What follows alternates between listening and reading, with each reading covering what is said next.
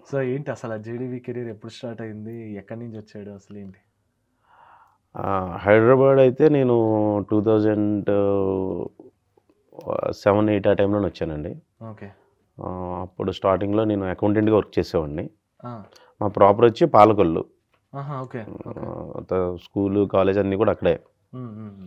అక్కడ అయిపోయిన తర్వాత ఇంకా జాబ్ అని ఇంట్లో చెప్పి ఫస్ట్ జాబ్ జాయిన్ అయ్యి వాళ్ళకి చెప్పినట్టుగానే. ఆ తర్వాత ఇంక ఈ ట్రయల్స్‌లోకి వచ్చి అట్లా అలా మెల్లిగా 2015 వచ్చేసరికి కంప్లీట్‌గా 16 ఆ టైం 17 ఆ టైంకి ఇంకా కంప్లీట్‌గా ఇటు షిఫ్ట్ అయ్యా.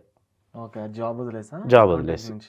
అప్పటి వరకు చేసుకున్నామండి. జాబ్ చేసేవాడిని. అసలా అంటే అన్ని ఇయర్స్ ఒక జాబ్ చేసిన వాళ్ళకి వేరేది వెళ్ళాలని ఉండదు. అంటే మనం ఏ పర్పస్ మీద వచ్చామనేది ఒక లైన్ అలా వెళ్ళిపోతుంటే దానికి మారాలని అనిపించింది. ఎందుకంటే రిస్క్ ఎందుకు? దాంట్లో డబ్బులు రావు. ఇందులో సోర్స్ ఆఫ్ ఇన్‌కమ్ ఇంతొస్తుంది. అవును. దీనివల్ల ఈఎంఐస్ ఉన్నాయి.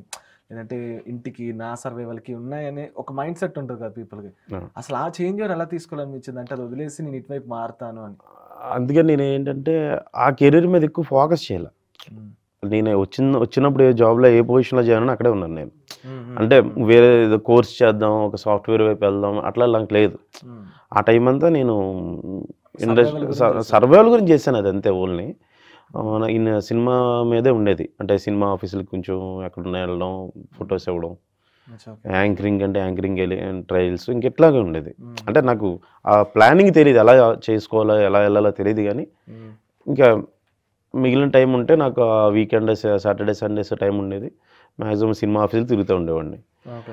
అది ఎందుకంటే కెరీర్ మీరన్నట్టుగా అన్ని సంవత్సరాలు చేసినప్పుడు ఎవరికైనా అది రాదు. కానీ అక్కడ నేను గ్రోత్ కోసం అక్కడ గ్రోత్ ఆలోచించాల. అక్కడ గ్రోత్ ఆలోచించుకొనుంటే నువ్వు జాబ్‌లు మారుకుంటా లేకపోతే ఇంకొక సాఫ్ట్‌వేర్ కోర్స్ ఏదో ఆ! చేస్తూ అట్లా ఎళ్ళేవాడిని.